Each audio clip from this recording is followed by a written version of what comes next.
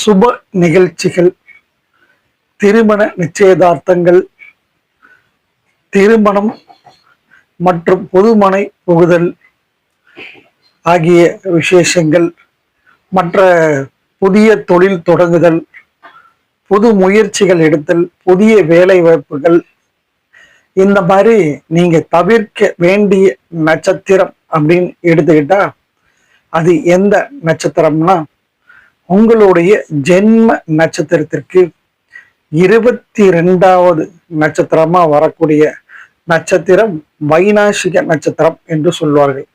ஜோதிட சாஸ்திரத்துல இந்த வைநாசிக நட்சத்திரத்தை பொறுத்த வரைக்கும் உங்களுக்கு மிகுதியான கெடுதல் பலனை தரக்கூடிய நட்சத்திரமாகும். அப்படி அந்த நட்சத்திர நாட்கள்ல நீங்க எந்த ஒரு சுப நிகழ்ச்சிகளும் புது முயற்சிகளும் செய்யாமல் இருப்பதால் உங்களுக்கு மிக மிக நன்று.